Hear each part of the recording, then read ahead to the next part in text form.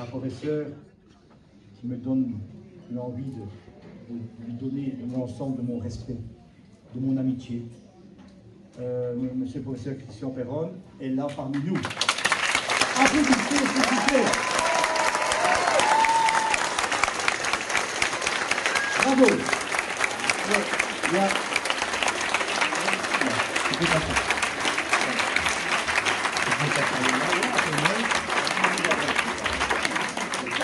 Là où tu veux. Donc, je l'appelle Christian, mais il est professeur. Il en connaît bien plus que moi. Il a un CV qui, même la salicine n'est pas suffisante pour la tapisser. Et malgré un CV énorme, on le calomnie, on le diffame, on ne l'écoute pas. Si on n'écoute pas un professeur de cette envergure, alors c'est que la médecine est morte. Mais, étant dans le médical, on va réanimer cette médecine qui est morte. En tout cas, cette médecine générale. Et donc, écoutez-le tout à l'heure, il va vous expliquer ce qu'il a à dire concernant ce traitement qu'ils ont instauré. Alors, monsieur le professeur, merci d'être là. Merci. Il a fait la route, il a fait 4 heures de route pour être là. Merci. Voilà, donc je vais vous parler de la pandémie, la grande manipulation, parce qu'on s'est aperçu, on s'est vite sauté aux yeux de certains éveillés, c'était plus long pour d'autres, que tout ça était bien organisé. C'est bon, là, je sais pas, il y a quelqu'un, ah, c'est vous qui êtes devant, pardon. La suivante. Alors, c'est vrai que l'épidémie était réelle, il y a eu un vrai virus, il y a eu des malades, il y a eu des morts malheureusement, mais il faut rappeler, comme le disait David, tous ces morts, 80-90%, auraient pu être évités par des traitements qu'on connaissait. Elle s'est étendue dans le monde. Mais quand on regarde finalement, la mortalité depuis le début, même si elle était un petit peu plus élevée au début, elle a chuté avec les différents variants, elle a toujours été extrêmement basse, c'était 0,0 quelque chose, et maintenant c'est 0,00 quelque chose % de mortalité. Et à la télé, tous les soirs, on nous disait que c'était la pandémie du siècle qui allait tuer tout le monde. Alors une pandémie qui tue tout le monde, ça veut dire qu'il y a 20-30% de mortalité, vous sortez de chez vous, vous marchez sur des cadavres. C'était totalement inventé pour vous faire peur. Donc la première vague, il y avait des cas graves, mais chez les sujets à risque, qu'on pouvait parfaitement identifier, qu'on pouvait soigner. Et après, vous savez, à la télévision, c'était en Belgique, en France, partout. À chaque nouvelle vague, la deuxième, la troisième, on en est à la 8e. Donc, maintenant, ils n'osent plus en inventer des nouvelles actuellement, mais c'était de moins en moins virulent. C'est évident. Mais il disait, la prochaine, ça va être la plus terrible, la meurtrière, le tsunami. Mais les gens ne connaissent pas les virus à ARN, acide ribonucléique. Les virus à ARN, quand c'est un nouveau virus pour l'homme, il est un petit peu agressif au début, puis il s'habitue à l'homme, l'homme s'habitue à lui. Et c'est comme ça depuis l'histoire des virus, depuis des siècles. Les virus s'atténuent après plusieurs passages. Donc on a fabriqué en chaîne des vagues, parce que ça n'allait pas du tout pour nos chers décideurs qui voulaient nous faire peur. C'est que, bon, la première vague, ils ont réussi à nous faire peur, et puis après, ils voyaient que le virus était de moins en moins dangereux, donc il fallait absolument continuer à maintenir la panique. Et on a amplifié les vagues avec des faux cas et des faux décès Covid, avec ces fameux tests PCR. Moi, je connais bien la PCR. Moi, j'étais directeur adjoint du centre de référence de la tuberculose à l'Institut Pasteur à Paris quand la PCR était arrivée. Technique remarquable inventée par un génial californien, Carrie Mallis, qui malheureusement est mort juste avant l'épidémie de Covid. Et il avait toujours dit, ne faites jamais de test PCR en dépistage de masse chez des gens qui n'ont pas de symptômes. C'est un non-sens scientifique, il y a toujours des faux positifs. Et en plus, ils ont manipulé ces tests pour les faire beaucoup trop sensibles. Normalement, quand on fait de la PCR, alors je ne vais pas rentrer dans la technique, on fait un certain nombre de cycles d'amplification du virus. On doit amplifier maximum 30 fois, 25, 30, 35 à la rigueur. Là, ils ont été au-delà de 45. Ça veut dire qu'on a amplifié du vent, on a amplifié des fragments de n'importe quoi, et on a pu déclarer cas Covid, des gens qui étaient en parfaite santé. Donc vous imaginez dans des écoles, parce que le Covid n'a pas frappé les enfants, Et comme on obligeait tous les enfants qui venaient, devaient faire des tests, ben, on trouvait 2 gamins positifs dans une école. Après, l'enseignant, on fermait l'école. Et après, il y avait le ministre de la Santé, le ministre de l'Éducation nationale qui était très fier à la télé. On a regardé, heureusement qu'on était là, on a fermé 2500 classes en France. Je pense que c'était pareil en Belgique. Tout ça était du pipeau total. Et je sais qu'il y a eu des incitations pour déclarer des décès. J'ai eu des témoignages récents de familles qui m'ont dit quand ma mère est décédée dans tel hôpital ou telle clinique, on m'a proposé, si j'acceptais de déclarer son décès comme Covid, on m'offrait des funérailles. Je vous dis, c'est authentique, hein, c'est des témoignages directs. Parce que d'avoir un code Covid pour un hôpital, ça rapportait de l'argent, pour un décès aussi. La suivante. Donc, en fait, c'est une pandémie. On sait qu'elle a été programmée. Maintenant, il n'y a plus aucun doute. Il y a des témoignages depuis des années que c'était planifié. Et même la une du journal The Economist, c'est un journal économique en anglais, qui est le journal des Rothschild. Et la une du journal en janvier 2019, on voyait l'homme de Vétruve de Léonard de Vinci. C'est cet homme qui a 4 bras, 4 jambes. Il avait le tatouage du vaccin ARN dans son bras, il avait le QR code dans sa main, il avait un pangolin à ses pieds. À l'époque, je ne savais pas ce que c'était qu'un pangolin. 9 mois avant l'épidémie, il m'aurait demandé ce que c'était, j'aurais donné un joker. Je savais pas ce que c'était. Je connaissais la civette, mais le pangolin, je ne le connaissais pas. Il y avait le panda chinois qui pleurait sur le globe terrestre. Il y avait les 4 chevaliers de l'Apocalypse qui étaient masqués.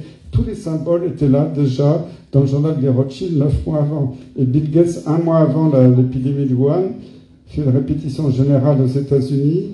Répétition, on va avoir probablement une épidémie de coronavirus dans le monde et comment on se prépare. Donc il ne faut pas se foutre de notre gueule. Tout ça a été planifié. En plus, on sait que le virus a circulé avant. Les traitements précoces, ils ont fait la preuve de leur efficacité depuis le début, même avant que Raoult n'en parle.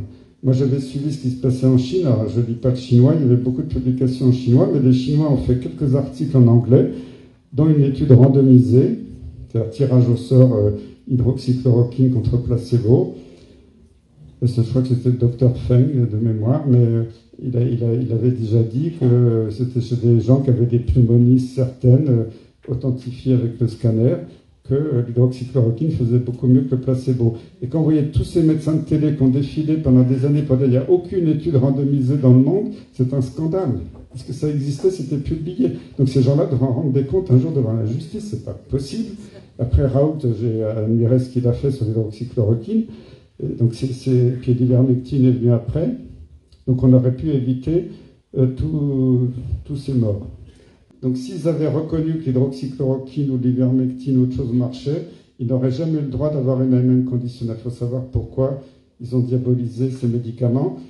Et Agnès Buzyn, elle dit dans les boules de cristal, hein, parce que c'était la ministre de la Santé française à l'époque, en janvier 2020, avant même que le virus n'arrive en France, il arrivait en mars, alors que l'hydroxychloroquine, la chloroquine, c'était en vente libre dans les pharmacies, on achetait ça comme des gommes pour la gorge, sans ordonnance. Du jour au lendemain, c'est devenu une substance vénéneuse. Et après, Olivier Véran, quand il y a eu le premier mort aux États-Unis, soi-disant de la chloroquine, c'était un gars qui avait avalé un produit pour laver son aquarium, qui contenait un peu de chloroquine avec plein de produits toxiques, parce qu'il n'avait pas pu se procurer la chloroquine. On a dit, regardez, la chloroquine, c'est très dangereux. Donc c'était de la manipulation totale. Donc, en plus, les obligations vaccinales sont totalement illégales. On n'a pas le droit, comme tu disais, dans les lois nationales, françaises, belges, internationales, la Convention d'Oviedo, le Code de Nuremberg, il est interdit d'administrer sous la contrainte une substance thérapeutique quelle qu'elle soit, sans le consentement éclairé de la personne. Et là, ça a été complètement violé. Le Conseil d'État en France a... Mais non, mais c'était pas obligatoire, sauf pour les soignants, les pompiers, les gendarmes, pas les policiers, parce que les policiers, on leur a dit, on vous vaccine pas, mais en échange, vous tapez bien sur les gens, hein. Vous maniez bien de la matraque. C'est totalement honteux. Et moi, je l'ai dit quand... C'est pas très loin d'ici, l'année dernière, vous savez, j'ai fait une petite présentation de quelques minutes à la Chambre des députés du Luxembourg. Et j'ai dit aux députés qui étaient là, puis je leur dis dans d'autres vidéos après, vous les députés qui votez des lois d'obligation pour un produit expérimental, un jour vous serez mis personnellement en examen devant un tribunal pénal, national ou international, et vous allez tous y passer. Et je suis convaincu.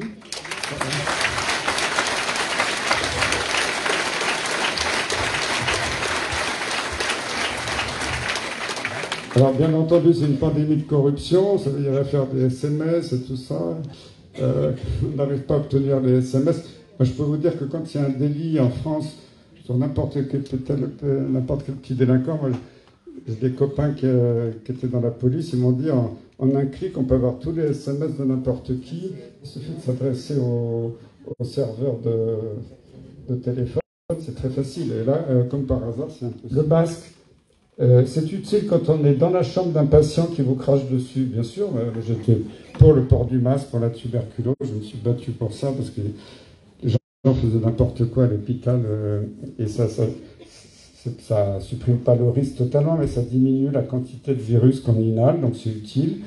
Mais après, dans la rue, comme ça, ou sur la plage, vous vous souvenez, les gendarmes qui regardaient avec des jumelles, un couple avec leur chien qui était sur une plage, il y avait personne sur 1 kilomètre à la ronde et qui allait verbaliser parce qu'ils n'avaient pas de masque. Donc, il faut vraiment recommander le masque pour les personnes en contact direct, mais c'est totalement inutile en population générale. C'était prouvé très tôt. Dès la première année, le Danemark a fait une étude randomisée, un tirage au sort sur des milliers de gens. On a tiré au sort des gens qui portaient le masque, qui ne portaient pas de masque. Il n'y avait pratiquement pas de différence dans la contamination. Et après, il y a Hong Kong, d'autres pays qui l'ont fait. Et pourtant, c'est publié. Mais en France, l'Académie de médecine, il y a c'était au début de l'hiver de cette année, à la fin de l'année, a dit qu'il fallait envisager le retour du masque obligatoire. Heureusement, ils ne l'ont pas fait. En plus, chez les enfants, c'était une agression sauvage contre les enfants. Et là, j'ai eu les résultats récemment d'un monsieur qui, avec pas mal de gens, a fait une enquête dans les écoles. Ils ont mesuré la saturation en oxygène des enfants quand ils sortaient de l'école, après une demi-journée de masque. Il y en avait une proportion importante dans l'école qui avait des baisses de charge en oxygène dans le sang, de saturation en oxygène. Et ça, c'est criminel. Et alors, je vais essayer de les aider pour publier ça dans un journal scientifique, parce que c'est quand même monstrueux qu'on ait obligé les enfants à porter le masque. Après, on s'étonne qu'il y ait des suicides d'enfants et des suicides d'adolescents. Et moi, je me souviendrai toujours de la tête de Macron à la rentrée. Alors, c'était pas je suis perdu dans les dates, c'était à la rentrée scolaire 2021. Il annonce aux Français à la télévision que les enfants devront de nouveau, cette deuxième année consécutive, porter le masque à l'école. Et quand il a dit ça, il jouissait. Et si vous l'avez vu, il avait une tête de jouissance. C'était absolument ignoble. D'ailleurs, un jour, on m'a dit quelle est la question que vous aimeriez poser au président Macron. Je dis, mais je voudrais lui demander est-ce qu'il est encore capable de se regarder dans une glace le matin.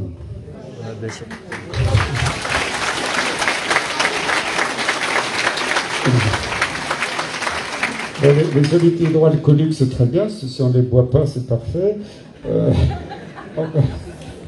L'isolement doit être strict et court, traitement précoce. Et le confinement universel, ça ne sert strictement à rien, sauf à vous faire peur. Donc, confinement, masque et tout ça, c'est une grande mise en scène pour terroriser les populations, pour en faire des moutons. La suivante. Alors, comment gérer l'épidémie? Il y a des plans d'action qui existent. Il suffit de suivre des principes de base, d'impliquer les professionnels de première ligne, c'était les généralistes, les infirmiers, les pharmaciens, les travailleurs sociaux. Et donc, ils ont dit non, on ne peut pas utiliser ça, il faut faire une étude contre le placebo. En France, il y a eu Discovery, il y a eu Covid. En Grande-Bretagne, à l'OMS, il y a eu Recovery. Ils ont été embêtés parce que, d'abord, moi j'avais dit, j'étais très choqué, il y a 400 morts par jour en France, il y a des traitements qui marchent, c'est prouvé, et vous faites des études en disant au nom de la science, on verra dans plusieurs mois. Parce qu'une étude comme ça, le temps d'avoir les données, les analyser, les publier, ça prend plusieurs mois. C'est criminel. Bon, ils vont traiter de charlatans. N'empêche que Discovery, Covid, tout ça ont été arrêtés. Pourquoi ils ont été arrêtés? Parce qu'ils se sont rendus compte, en cours de route, que les seuls groupes de patients qui marchaient bien, qui mouraient moins que les autres, c'était ceux qui avaient l'hydroxychloroquine et éventuellement l'azithromycine. Donc, beaucoup de données sont fausses. Donc, l'efficacité hydroxychloroquine, azithromycine, ivermectine, vitamine D, zinc, l'absence d'efficacité des autres saloperies. Les meilleures stratégies ne sont pas toujours les plus chères, c'est un drame pour les investisseurs. Donc, il faut mettre en place des stratégies gagnantes. La suivante. Donc, pour gérer la crise, il faut s'appuyer sur une expertise indépendante, vérifier les conflits d'intérêts, ce qui n'a absolument pas été fait. C'était honteux. Et je sais qu'il y a des médecins en France, mais dans d'autres pays, qui touchent des millions d'euros sur des comptes offshore. Je le sais par des copains de l'industrie pharmaceutique, parce qu'il y a des gens bien dans l'industrie, quelquefois, qui me parlent discrètement. Aucun intérêt de créer un nouveau conseil scientifique. Sans arrêt, ils ont créé des conseils Théodule. Déjà, un conseil de défense. Comme si la France était en guerre. Maintenant, on a une pseudo-guerre avec l'Ukraine, mais déjà en 2020, Macron disait 6 fois on est en guerre, on est en guerre, on est en guerre. Et le conseil scientifique, ça doit être transparent, on n'a jamais les comptes rendus, ils décident de tout, ils se foutent de ce que dit le Parlement. On est en dictature, quoi, c'est pas d'autre mot.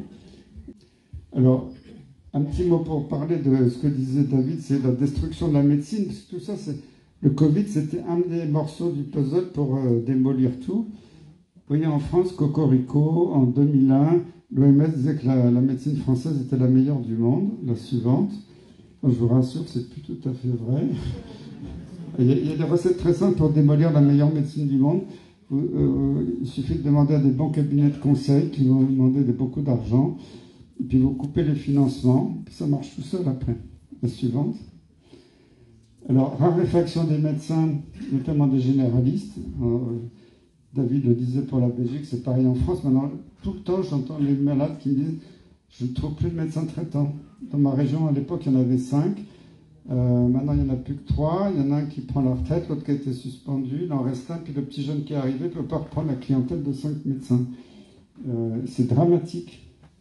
Des spécialités médicales en voie de disparition. Il n'y a plus de pédiatre, plus d'ophtalmo, plus de psychiatre, plus de anatomopathologistes, plus de je ne sais plus quoi, avec des mois et des mois d'attente en consultation pour avoir un fonds d'œil en France, dans certaines régions. Et alors, ça c'est la grande nouveauté. Quelquefois, ça arrivait aux heures de pointe, 3-4 heures d'attente aux urgences dans l'hôpital. Maintenant, c'est 3-4 jours. C'est régulier dans des centres hospitalo-universitaires de renom. On voit il y a eu des reportages à la télé française, on voyait des gens sur des brancards sur des centaines de mètres qui attendaient, avec les 3 infirmières dépassées qui avouaient qu'elles n'avaient pas le temps de s'occuper des gens qui attendaient depuis 2 jours, qui ne leur donnaient pas à manger. Ceux qui pouvaient se lever pour aller faire pipi se levaient, les autres ils faisaient dans leur brancard. C'est ignoble, et ça c'est pas un pays en voie de développement, c'est la France, aujourd'hui, la France de Macron. Merci Monsieur Macron. La suivante. Il y a des décès, hein, c'était dit dans les médias récemment, beaucoup de décès aux urgences ces derniers temps en France, aux urgences. Alors, heureusement, on a un super ministre de la Santé, on en a mis super. Hein. Véran, c'était le... Maintenant, on a Braun, vous savez. Alors, Braun, il trouve la solution à tout. Alors, d'abord, il y a eu la suspension de milliers de soignants. La France envisage peut-être de réintégrer un jour. On est le dernier pays au monde à ne pas avoir intégré les soignants. C'est scandaleux. Et Macron a dit qu'il en faisait un objectif personnel de ne pas le faire. Ils ont créé, c'est Agnès Buzyn qui l'avait déjà créé, elle prévoyait tout, Agnès Buzyn, hein. Avant de partir, elle avait créé un corps de super infirmiers, je ne sais plus le nom exact, c'est des infirmiers qui font une petite formation complémentaire, ils ont le droit d'exercer des actes médicaux. Maintenant, c'est en train de se proliférer dans les supermarchés en France, des cabines comme les photomatons, des cabines de consultation automatique. Maintenant, c'est passé, il y a un arrêté, un décret en décembre, qui est venu en France, autorisant les pharmaciens à pratiquer la médecine. Alors, ils ne vont peut-être pas pratiquer la médecine de très haut vol, mais quand même, la médecine de base. Et qu'est-ce qu'ils vont faire? Ils vont vendre leur camelote, parce que en France, les médecins n'ont pas le droit de vendre des médicaments. Aux États-Unis, c'est possible dans certains pays, mais c'est comme la moindre des choses, parce que, vous savez, les vétérinaires sont attaqués en France parce qu'ils vendent des croquettes. Ils disent non, moi, donnez surtout pas de la viande à votre chien, c'est très mauvais, achetez les croquettes de telle marque, c'est super, et puis ils touchent 10% sur les boîtes de croquettes. Mais c'est pareil, hein, les pharmaciens vont vendre leur camelote. Fermeture des urgences la nuit. Alors on demande à M. Braun, le ministre, l'été dernier, ah mais monsieur le ministre, vous savez qu'il n'y a plus de personnel aux urgences? Ah ben c'est très simple, s'il n'y a pas assez de personnel, il suffit de fermer les urgences la nuit. Et maintenant, il y a des grandes villes qui n'ont plus d'urgence, même le jour, quelquefois, c'est fermé. Comme ça. Et pénurie de médicaments essentiels, je n'ai pas le temps d'en parler là, mais je sais que c'est organisé, parce qu'à l'OMS, j'ai assisté des réunions internationales sur la pénurie organisée des vaccins. Je pense que c'est un peu le même truc. La suivante. Alors, on pourrait se dire, bon, ils cassent l'hôpital comme ça et ça les amuse, mais ce qui est dramatique, c'est que pendant le Covid, ils ont continué à casser. Et vous vous souvenez, Olivier Véran, en avril 2020, la France avait moitié moins de lits de réanimation que l'Allemagne. Il a dit, oh, je vais doubler le nombre de lits de réanimation en France. En fait, il a continué de fermer des milliers de lits. À Strasbourg, première vague a beaucoup touché l'Alsace. Moi, je sais, j'ai eu des témoignages directs des plus grandes cliniques privées de Strasbourg qui avaient annulé les activités non urgentes, qui avaient libéré les services entiers de réanimation. Il y avait des réanimateurs, les anesthésistes qui attendaient le patient. Il y a des machines ultra modernes. Et l'Agence régionale de santé a interdit qu'ils prennent en charge les patients, parce qu'il fallait que toutes les télés françaises regardent que Strasbourg était en catastrophe, en saturation ingérable, et ils montraient des TGV qui partaient pour Bordeaux, des hélicoptères qui partaient en Allemagne. Et ça, c'était une mise en scène digne de Hollywood, parce qu'en fait, il y avait plein de lits de réanimation qui étaient libres à Strasbourg. Alors la suspension, on en a parlé. Alors là, ce qui me choque beaucoup, parce que Macron, il dit, oh, je n'ai plus de sous, ça coûte cher, tout ça. Mais il a donné des centaines de milliards pour la crise, Covid, délire total pour une grippe. Mais les médias, ils ont touché 3 milliards d'euros en un an et demi. C'est lui qui l'a dit lui-même en 3 fois. Le premier versement, c'était 666 millions d'euros, pour ceux qui connaissent le chiffre. Et récemment, il a redonné des centaines de millions, parce qu'ils avaient déjà dépensé, en un an et demi, les pauvres, ils avaient déjà dépensé les 3 milliards. Et c'est pas tous les médias, c'est le petit nombre de médias aux ordres. C'est pas moi, en tout cas. Suppression de la liberté d'expression. On n'a plus le droit d'ouvrir sa gueule puisqu'on est médecin. Moi, j'ai continué à l'ouvrir, entendu. Merci.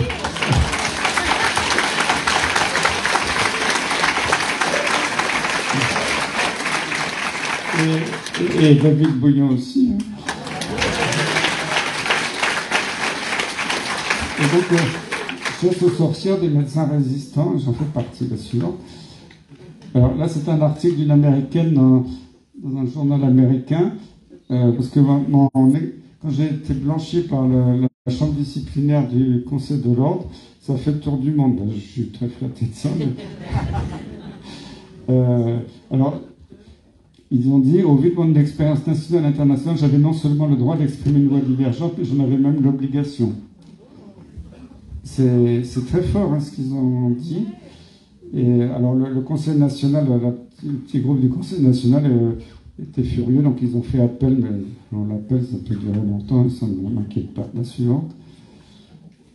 Ce qui me fait beaucoup de peine, c'est que je vois qu'ils ont infiltré toutes les facultés de médecine. Alors, c'est pas qu'en médecine, je pensais dans d'autres domaines. On sait que George Soros a créé un truc qui s'appelle l'Open Society. Comme il est ultra milliardaire, il achète toutes les grandes universités du monde. Et une fois qu'il a acheté l'université, il met dans le conseil d'administration des gens à lui qui commencent à formater comment on doit enseigner nos étudiants. Et en médecine, j'ai réalisé récemment que ça avait commencé dans les années 20, quand Rockefeller a acheté l'industrie chimique américaine. Il a commencé à faire fermer des petites facultés qui enseignaient la médecine chinoise, l'acupuncture, le traitement par les plantes. Et ça s'est aggravé de façon très importante après la Deuxième Guerre mondiale. Parce que tout ce qui n'est pas brevetable avec des produits chimiques doit être dénigré. Et moi, j'ai pratiqué la phytothérapie dans la maladie de Lyme pendant 20 ans, avec beaucoup de succès. Ça ne marche pas chez tout le monde, mais j'ai appris par les malades. Il faut avoir l'esprit ouvert. De toute façon, la plupart des médicaments, ils viennent des plantes. pourquoi les plantes ne marcheraient pas, parce qu'elles ne rapportent pas, c'est tout. La suivante. Alors, je terminerai sur des manipulations de données de santé publique, justement pour faire un clin d'œil avec la maladie de Lyme, parce que moi, depuis 20 ans, je me bats pour la reconnaissance de la maladie de Lyme. Et en fait, les causes, c'est les mêmes. Alors, la maladie de Lyme, c'est une maladie d'une bactérie Borrelia qui est transmise par les tiques, et le Covid, c'est le SARS-CoV-2. Mais les deux ont été modifiés par l'homme en laboratoire. Et pour protéger l'armée américaine, la maladie de Lyme, depuis 40 ans, n'a pas le droit d'exister. Donc, on a mis beaucoup d'argent pour diaboliser la maladie de Lyme, acheter des sociétés savantes, acheter des journaux médicaux, faire des éditoriaux pour dire que ça n'existe pas, mettre au point des tests qui ne marchent pas. Et suivante. Alors, sur le Covid-19, donc j'ai écrit 3 livres. Donc, y a-t-il une erreur qu'ils n'ont pas commise? Donc, c'était dès la première année, juin 2020. Là, j'ai eu des attaques de toute la France en disant que j'allais être en prison parce que je diffamais. J'ai rien diffamé. Tout ce que j'ai sourcé dans mes livres, j'ai jamais eu une seule attaque en diffamation sur les livres. Décidément, ils n'ont toujours rien compris. Puis les 33 questions, ils n'ont toujours pas répondu. Alors, vous allez me demander pourquoi j'ai mis 33, parce que ça ressort sur Internet. C'est parce qu'en médecine, on dit 33 quand on examine les poumons. Après, il y a des gens qui ont dit, il y a des catholiques qui ont dit, ah super, Perron, il est super catholique parce que 33 c'est un chiffre angélique. Après, j'ai eu des gens, Perron il est franc-maçon parce qu'il y a 33 degrés dans la franc-maçonnerie. Ce que j'ignorais, comme je ne suis pas franc-maçon, je ne savais pas. C'est amusant de voir après tous les délires. Bon voilà, ils n'ont toujours pas répondu aux questions. La suivante. Alors, comment restaurer une médecine de qualité? La recette est très simple, il faut changer de politicien.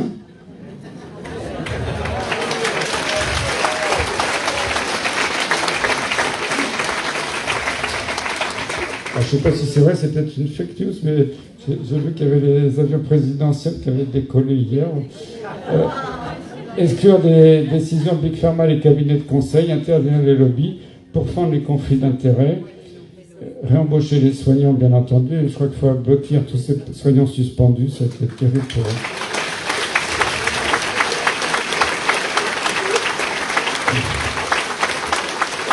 Augmenter réellement le nombre des étudiants en médecine, augmenter la rémunération des soignants, des médecins paramédicaux.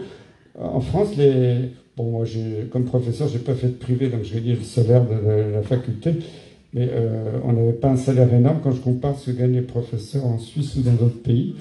Et arrêter la fermeture des lits et des urgences. La suivante. Arrêter de rembourser des médicaments inutiles, ce qu'ils font tous les jours, hors de prix, sous-évalués ou à l'évaluation frauduleuse, qui n'apportent pas de bénéfices, voire toxiques. Évaluer scientifiquement les médecines naturelles et alternatives, ce qui n'a jamais été fait.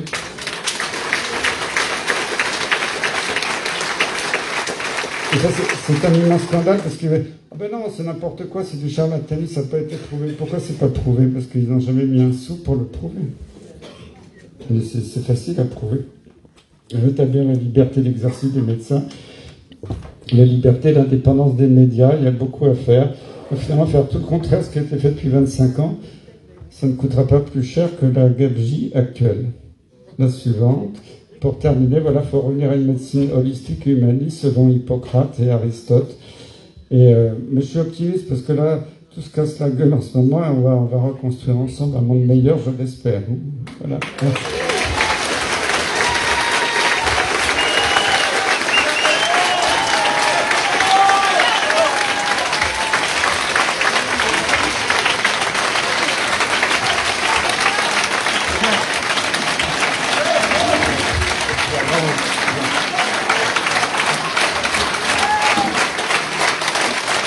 Il le mérite, il le mérite.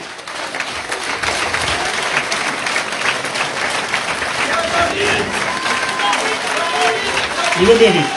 Merci, merci, merci.